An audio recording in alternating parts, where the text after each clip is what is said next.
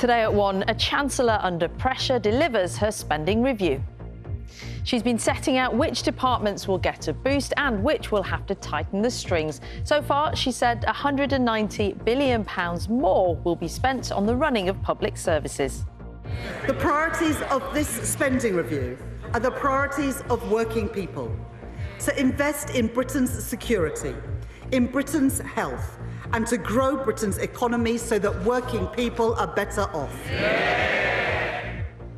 But some departments will have to find savings. Rachel Reeves is still on her feet. We'll bring you analysis throughout the programme and explain what it means for you.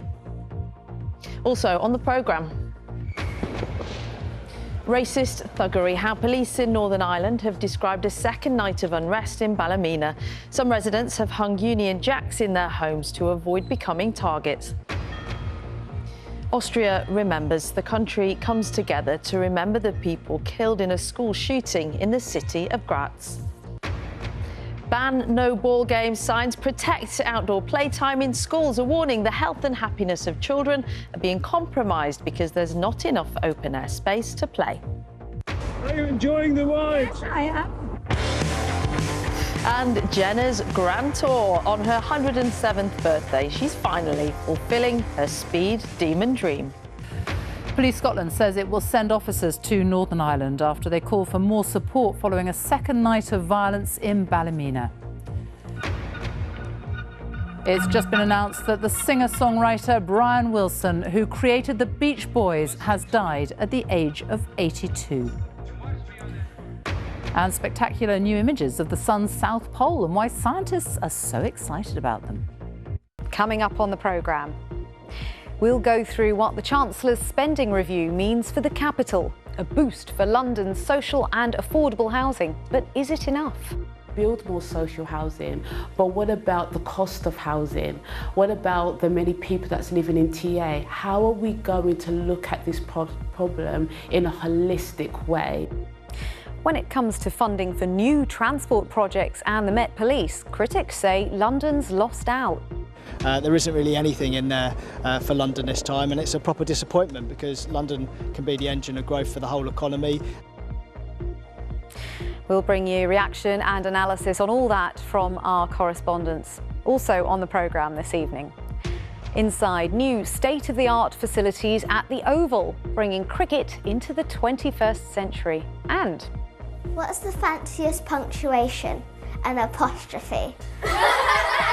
we meet the London pupils chosen by the Beano as Britain's funniest. A woman has been arrested following the death of a 4-year-old boy in Maidenhead in Berkshire. Police were called to a property in Dunholm End yesterday evening. A man's been taken to hospital with a head injury after a collision involving a coach in central London. Emergency services were called to Dean's Yard near Parliament Square this afternoon. Paramedics and an air ambulance attended. He was driven to a major trauma centre.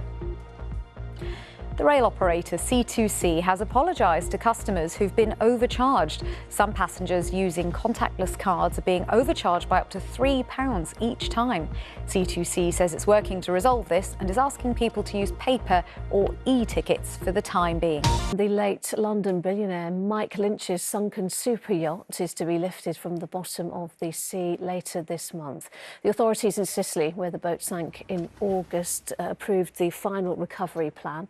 Following surveys of the seabed and the wreckage, Mr Lynch and his 18-year-old daughter Hannah were among the 7 people who died when the boat sank. London Bridge was shut earlier today after a bus and a cyclist crashed. A woman was rushed to hospital following the collision at 8:30 this morning. Police say investigations into the crash are ongoing. The bridge is now reopened. And thousands of drivers who have not paid the new Silverton and Blackwall tunnel tolls have been allowed to avoid paying the £180 penalty fee.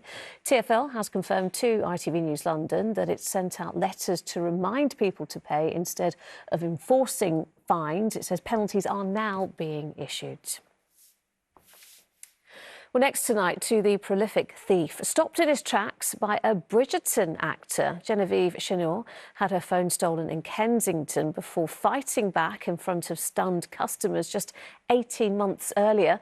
Zachariah Bellares had been sentenced to threatening to behead Aled Jones with a machete as he stole his Rolex in Chiswick. Well, Graham Stothard is here.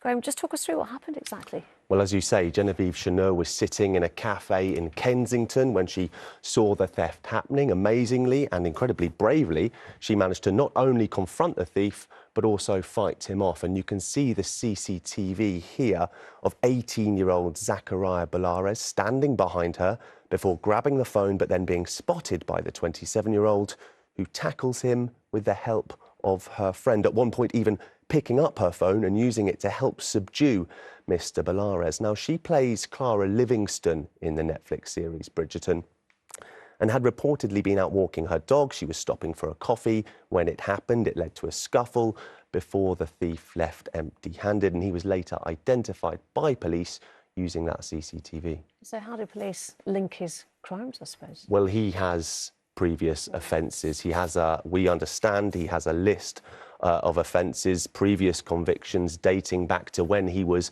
under 18, and only now are reportable. One involving, as you mentioned, another celebrity, the apparent theft of a watch from Welsh singer Aled Jones around 18 months ago, who he reportedly threatened with a machete. He was caught, sentenced and jailed, but seemingly after being released at the end of last year, he went on to try and steal again. Now, Ms. Chenor on Instagram thanked her fans for their support, but obviously incredibly traumatising. She said, "I am, however, finding it difficult to feel safe going out, especially after being repeatedly threatened with being stabbed in the face."